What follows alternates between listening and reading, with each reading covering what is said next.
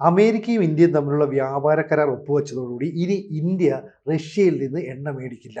Indian oil കമ്പനികളൊക്കെ തന്നെ റഷ്യയിൽ നിന്ന് എണ്ണ മേടിക്കുന്നത് നിർത്തിവെച്ചു. പറയുന്നത് അമേരിക്കയാണ്, നമ്മളാരോടും ഒന്നും പറഞ്ഞിട്ടില്ല. അപ്പോൾ ഇവിടെ ഇന്ത്യയും അമേരിക്കയും തമ്മിൽ കൂടുതൽ അടുക്കുന്നത് സ്വാഭാവികമായിട്ടും റഷ്യയ്ക്ക് ഒരു വിഷമമൊക്കെ ഉണ്ടാക്കും. അതുകൊണ്ട് തന്നെ പുട്ടിന് ചെറിയ നീരസം ഉണ്ടെന്ന് കേൾക്കുന്നു. എങ്ങനെ വിലയിരുത്തും? ഇപ്പം നമ്മുടെ റോയിറ്റേഴ്സിൻ്റെ റിപ്പോർട്ടെ പറ്റി കഴിഞ്ഞ ദിവസം ഒരു ചർച്ച വന്നതാണ്. റോയിറ്റേഴ്സ് നമ്മുടെ ചില മാധ്യമങ്ങളുടെ കൂട്ട് താല്പര്യങ്ങളനുസരിച്ച് റിപ്പോർട്ട് ചെയ്യുന്ന പ്രശ്നങ്ങൾ ഉണ്ടാക്കുന്ന ആ രീതി റിപ്പോർട്ട് ചെയ്യുന്ന ഒരു മാധ്യമം എന്നുള്ള രീതി കഴിഞ്ഞ ദിവസം നമ്മുടെ ഡോവൽ അമേരിക്കൻ ട്രംപിനെ വിരട്ടി എന്ന് പറഞ്ഞിട്ടൊരു വാർത്ത വന്നില്ലേ? നമ്മൾ തന്നെ പറഞ്ഞില്ലേ, ഡോവൽ അവിടെ പോയിട്ടില്ല, അങ്ങനെ വിരട്ടിയിട്ടില്ല, അതിനെ ആരും ഏൽപ്പിച്ചിട്ടില്ല എന്നൊക്കെ പറഞ്ഞിട്ട് അതിൻ്റെ എന്ന് പറയുന്നില്ല. ഇതിപ്പോൾ ഇന്നലെ റിപ്പോർട്ട് ചെയ്തത് റിലയൻസ് നിർത്തി, നമ്മുടെ മറ്റ് ചില ഹിന്ദുസ്ഥാൻ പെട്രോളിയം അങ്ങനെയുള്ള ഓർഡർ നിർത്തി. അപ്പോൾ റഷ്യയുമായിട്ടുള്ള എണ്ണ വ്യാപാരം നിർത്തി എന്ന് ട്രംപ് പറയുന്നത് ശരിയാകുന്ന വിധത്തിലേക്കാണല്ലോ കാര്യങ്ങൾ. നമ്മൾ ഔദ്യോഗികമായിട്ടൊന്നും പറഞ്ഞിട്ടില്ല. അപ്പം അതിനു മുമ്പ് റഷ്യ പറഞ്ഞല്ലോ, റഷ്യ പറഞ്ഞു ഇന്ത്യക്ക് എന്ത് തീരുമാനവും എടുക്കാം, ഇന്ത്യ ഒരു സ്വതന്ത്ര രാജ്യമാണ്, എവിടുന്ന് മേടിക്കണം മേടിക്കേണ്ട എന്നുള്ള തീരുമാനം എടുക്കാൻ കഴിയുന്ന രാജ്യമാണല്ലോ ഇന്ത്യ എന്നുള്ള രീതിയിൽ റഷ്യയുടെ ഭാഗത്തുനിന്ന് പുടിനല്ലെങ്കിൽ അവിടുത്തെ ദേശീയ മന്ത്രാലയം അത്തരത്തിലുള്ള പ്രസ്താവനയും വന്നു. ഇപ്പം ഇതിനകത്ത് പുടിൻ പിണങ്ങിയോ എന്ന് ചോദിക്കുമ്പോൾ അതിന് അല്ലെങ്കിൽ ലോക മാധ്യമങ്ങൾ ഇപ്പോൾ ചർച്ച എന്ന് പറഞ്ഞാൽ കഴിഞ്ഞ ദിവസം പള്ളിയിൽ നടന്നൊരു സ്ഫോടനം ഉണ്ടല്ലോ പാകിസ്ഥാനിലെ. പള്ളിയിൽ നടന്നൊരു സ്ഫോടനം ധാരാളം പേര് കൊണ്ടുപോയി. പാകിസ്ഥാനിൽ ഇപ്പോൾ സ്ഫോടനം രാവിലെ തൊട്ട് വൈകുന്നേരം വരെ എല്ലാ ദിവസവും നടക്കുകയും ഇതൊരു പ്രശ്നമല്ലാതായിരിക്കുക. അതിനകത്ത് ഈ പറയുന്ന ബലൂചിസ്ഥാൻ അല്ലെങ്കിൽ ഖൈബർ പഖ്തൂൺഖ്വ എന്നും പ്രശ്നമാണ്. പ്രശ്നം ആരും ചർച്ച ചെയ്യത്തേ ഇല്ല. കഴിഞ്ഞ ദിവസം ഒരു സ്ഫോടനം ഉണ്ടായത് ഏതാണ്ട് 30-നും 50-നും ഇടയ്ക്ക് ആൾക്കാർ മരിച്ചു. പള്ളിക്കകത്ത് വെച്ച് ആ ഒരു സ്ഫോടനമായിരുന്നു. ഇതിനെ അപലപിച്ചു റഷ്യൻ പ്രസിഡന്റ് പുടിൻ. മനസ്സിലാവുന്നുണ്ട്. അപ്പോൾ ഭീകരവാദത്തെ അപലപിക്കുന്ന ഒരവസ്ഥ ഉണ്ടായിട്ടുണ്ട്. ഇതൊരു ചർച്ചയായിട്ടുണ്ട്. ഒരുപക്ഷെ ഇന്ത്യ അമേരിക്ക വ്യാപാര കരാർ വരികയും മറ്റു പ്രസിഡന്റുമാർക്കപ്പുറം നമ്മൾ ഇതിനു മുമ്പ് ട്രംപ് വരുന്നതിന് മുമ്പ് ബൈഡൻ ഉള്ള സമയത്ത് നമുക്ക് റഷ്യയായിട്ട് ബന്ധമുണ്ട്. റഷ്യയായിട്ട് നമ്മൾ ഒരുപക്ഷെ പഴയ യുദ്ധ സമയത്തിന് ശേഷം 2 പാറ്റേൺ ആയ സമയത്ത് തന്നെ റഷ്യയായിട്ട് നമുക്ക് ബന്ധമുണ്ടല്ലോ. അന്നും ഇന്നും ബന്ധമുണ്ട്. നമ്മളൊന്നും അല്ലാത്ത സമയത്തും ബന്ധമുണ്ട്, ഇപ്പോഴും ബന്ധമുണ്ട്. വളരെ വലിയ വലിപ്പത്തിൽ ആണ് ആ ബന്ധം തുറന്നുകൊണ്ട് പോകുന്നത്. നമ്മളിപ്പോൾ അത് വളരെ വിപുലീകരിച്ചുകൊണ്ടിരിക്കുകയാണ്. ഇതിനു മുമ്പ് തന്നെ ഈ താരിഫിൻ്റെ വിഷയം വന്നപ്പോൾ ഉള്ള വ്യാപാര കരാറിനകത്ത് പ്രശ്നം വന്നപ്പോൾ നമ്മൾ അമേരിക്കയെ വെല്ലുവിളിച്ചുകൊണ്ട് വന്നപ്പോൾ നമ്മൾ വലിയ വലിപ്പത്തിൽ ഇപ്പോൾ കരാറുകൾ അല്ലെങ്കിൽ കയറ്റുമതി ഇറക്കുമതി എണ്ണയുടെ ക്രൂഡ് ഓയിലിൻ്റെ മാത്രമല്ല മറ്റു പല മേഖലയിലും വ്യാപിപ്പിക്കുന്നതിനും വർദ്ധിപ്പിക്കുന്നതിനും അപ്പോൾ ശ്രമിക്കുകയും ചെയ്തിട്ടുള്ളത് നടപ്പാക്കിക്കൊണ്ടിരിക്കുകയാണ്. അപ്പോൾ ആ സമയത്ത് ഇയാളുടെ ഒരു ശൈലി എന്ന് പറഞ്ഞാൽ ഇയാൾക്ക് മാത്രമാകണം, ഇയാളുടെ ഭാഗം മാത്രമാകണം. ഇപ്പോൾ അവിടുന്ന് മാത്രം എണ്ണ മേടിക്കണം, ആ രീതിയിലേക്കുള്ള ഒരു തിട്ടൂരം. ആ തിട്ടൂരത്തിന് ഇന്ത്യ വഴങ്ങിയോ അല്ലെങ്കിൽ ഇന്ത്യ വഴങ്ങുമോ? എനിക്ക് അങ്ങനെ തോന്നുന്നില്ല സിനു.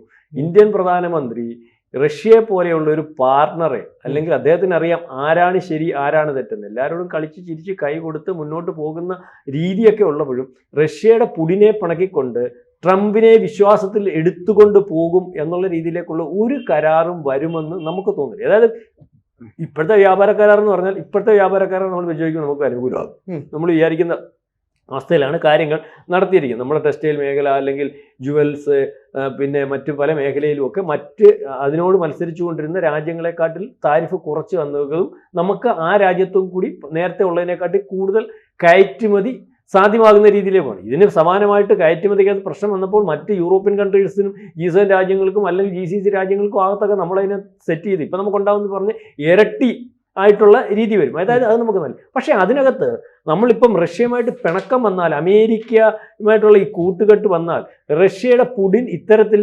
പാകിസ്ഥാൻ്റെ ഭാഗമായിട്ട് നിന്ന് പാകിസ്ഥാനെ സഹായിക്കുന്ന ഒരവസ്ഥ വന്നാൽ നമുക്കത് ബുദ്ധിമുട്ടാവും. അല്ലെങ്കിൽ അങ്ങനെ വരുമെന്ന് നമുക്ക് സംശയമില്ല. കാരണം എന്താ പറയുക, ഇപ്പം ഇസ്ലാമാബാദിലൊരു പള്ളി സ്ഫോടനം ഉണ്ടായി.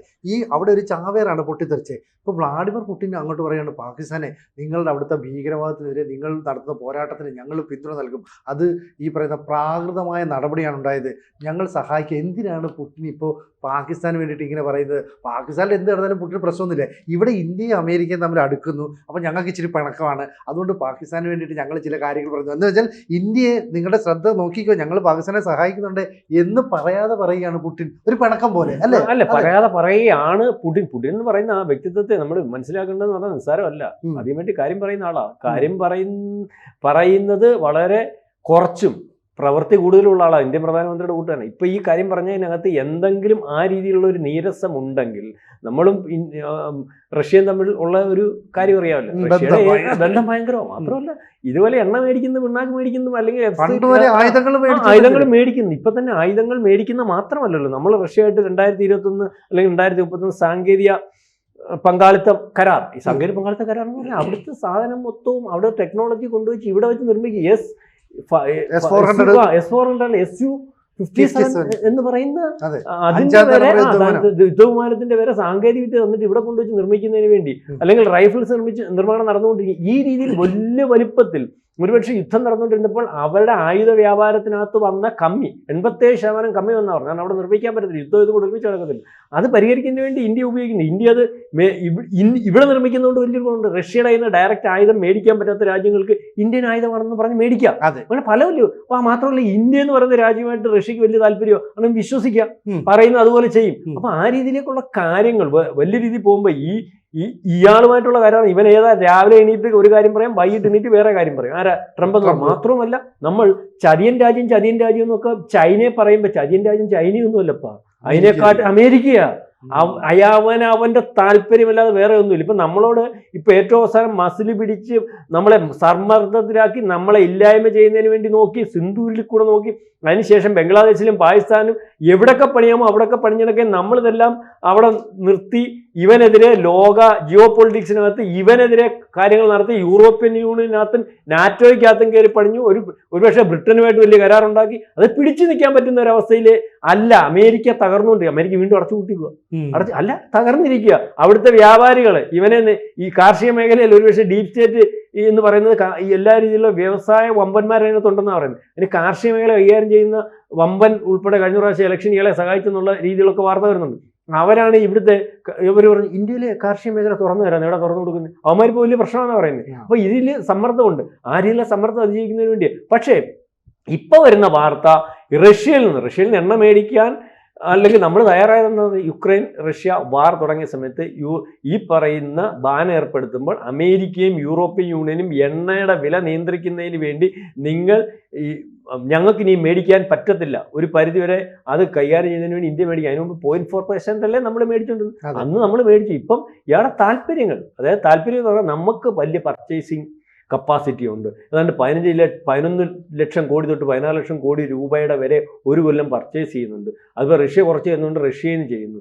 മാത്രമല്ല റഷ്യ വഴങ്ങിക്കൊടുക്കാത്തതുകൊണ്ട് നമ്മുടെ ഫണ്ടാണെന്ന് പറയുന്നത്. അപ്പം അതൊന്നും അല്ല കാര്യങ്ങൾ, താല്പര്യങ്ങൾ. അപ്പം ഇപ്പം താല്പര്യങ്ങളുടെ കൂടെ ഇയാൾ താഴെ ഈ രീതിയിലുള്ള ഒരു വർത്തമാനം വരുന്നുണ്ട്.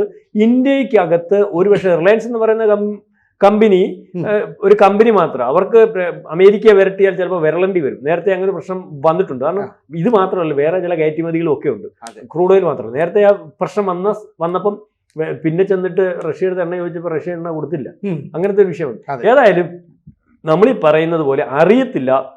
പക്ഷെ ഇന്ത്യയും ഭരണാധികാരിയും ഈ കരാർ ഇതുവരെ വേണ്ടാന്ന് തീരുമാനിച്ചിട്ടുണ്ട്. ഈ കരാർ ഇപ്പം ഏറ്റവും അവസാനം തീരുമാനിക്കുമ്പോൾ അമേരിക്കയുടെ താല്പര്യങ്ങൾ സംരക്ഷിച്ചുകൊണ്ട് നമ്മുടെ പ്രധാനപ്പെട്ട താല്പര്യവും നമുക്ക് ഏറ്റവും വേണ്ടപ്പെട്ടതും ആദ്യത്തെ സുഹൃത്തുമായിട്ടുള്ളതും വലിയ ആയുധ ഡീലുള്ളതും അല്ലെങ്കിൽ വലിയ വലിപ്പത്തിൽ ബന്ധമുള്ളതുമായിട്ടുള്ള ഒരു രാജ്യത്തെ പിണക്കി മുന്നോട്ട് പോകും എന്നുള്ള ഒരു രീതി എനിക്ക് തോന്നുന്നില്ല.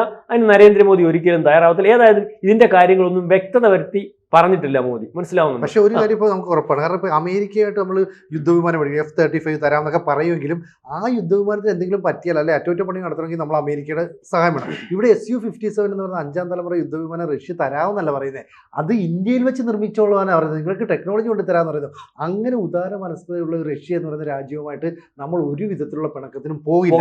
ഇവിടെ അമേരിക്ക സ്വയം പറയാം, ട്രംപ് ഈ വട്ടത്തോട് പറയാണ്, ഇന്ത്യ ഞങ്ങളുടെ അടുത്ത് പറഞ്ഞു ഇനി എണ്ണ മേടിക്കത്തില്ല, ഇന്ത്യ ഞങ്ങളുടെ അടുത്ത് പറഞ്ഞു ഇനി ഞങ്ങളുമായിട്ടാണ് എല്ലാം നടത്തേ, എല്ലാം അവരാ പറയുന്നത്. ഇപ്പൊ കരാർ ഒപ്പിടുന്നതിന് മുമ്പ് തന്നെ ഈ പറയുന്ന തീരുവൊക്കെ കുറച്ചു പറഞ്ഞിട്ട് ട്രംപ് ആദ്യമേ പത്രസമ്മേളനം നടത്തി. അയാളാരാ ഇതൊക്കെ പത്രസമ്മേളനം? അപ്പൊ അയാളുടെ ലക്ഷ്യം ഇന്ത്യ റഷ്യയുമായിട്ടുള്ള ദീർഘകാല ബന്ധം അവസാനിപ്പിക്കണം എന്ന് പറഞ്ഞ 2 ലക്ഷ്യമാണ്. അയാളുമായിട്ടുള്ള ബന്ധമല്ല, നമ്മൾ മൊത്തത്തിൽ നമ്മുടെ പ്രതിരോധ സംവിധാനവും മറ്റു പല മേഖലയിലുള്ള വികസനവും എല്ലാം തകരും. കാരണം ഇപ്പൊ തന്നെ S-400 നമ്മൾ പറയുന്നത് സുദർശന ചക്രയാൾക്ക് ഡെവലപ്പ് ചെയ്തേക്കുന്ന S-400 എന്ന് പറഞ്ഞ സാധനം ഉണ്ടല്ലോ, നമ്മൾ ഇവിടെ കൊണ്ടുവന്ന് നമുക്ക് അതിന്റെ സോഴ്സ് കോഡ് തന്നതുകൊണ്ടാണ് S-400 നമുക്ക് ഒരു രീതി ഡെവലപ്പ് ചെയ്ത് നോക്കാൻ പറ്റുന്നത്. ഒരുപക്ഷെ റഷ്യയെ പോലെ S-400 വേണ്ട രീതിയിൽ നമുക്ക് ഉപയോഗിക്കാൻ പറ്റിയില്ല.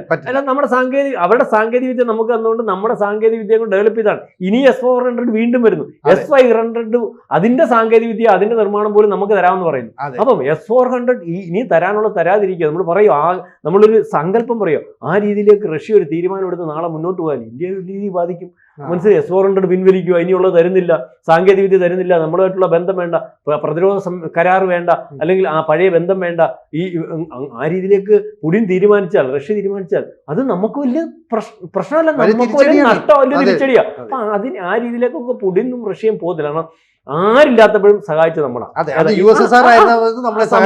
ഇപ്പോഴും സഹായിച്ചുകൊണ്ടിരിക്കുന്ന അല്ലെങ്കിൽ നമ്മളാ. ആര് നമ്മളെ തീർക്കുമെന്ന് പറഞ്ഞപ്പോഴും ഇപ്പോഴും സഹായിച്ചപ്പോൾ അവര് വിശ്വസിക്കാവുന്ന രാജ്യമായിട്ടാണ് റഷ്യ ഇന്ത്യ കണ്ടിരിക്കുന്നത്. അതിനകത്ത് ഒരു പ്രശ്നം വരുമെന്ന് അറിയില്ല. പിന്നെ ഇപ്പൊ സിനു പറഞ്ഞതുപോലെ ഇങ്ങനെ ഒരു സംവിധാനം ഉണ്ടേ. മാത്രമല്ല അമേരിക്കയ്ക്കും ഉണ്ട്. അമേരിക്ക ഇപ്പം ഈ പറയുന്ന ഇന്ത്യയുമായിട്ടുള്ള ബന്ധം ഒരു പണി ഞാൻ കൊടുത്തല്ലോ മൊത്തത്തിൽ രീതിയിൽ, അവന്റെ താരിഫെല്ലാം കൊടുത്തു. അപ്പൊ അങ്ങനെ ഇതൊരു ജിയോ പൊളിറ്റിക്സ് ആണ്. ജിയോ പൊളിറ്റിക്സിന് ഇപ്പോൾ ഉള്ളൊരു പ്രശ്നം എന്ന് പറഞ്ഞാൽ, എന്റെ സിനു അടിക്കടി ഞാൻ പറഞ്ഞ മണിക്കൂർ വെച്ച ജിയോ പൊളിറ്റിക്സ് മാറും. മനസ്സിലായി? കൂടുതൽ വാർത്തകളും വിശേഷങ്ങളും നിങ്ങളിലേക്ക് എത്താൻ ABC മലയാളം സബ്സ്ക്രൈബ് ചെയ്യുക, ബെൽബട്ടനും അമർത്തുക.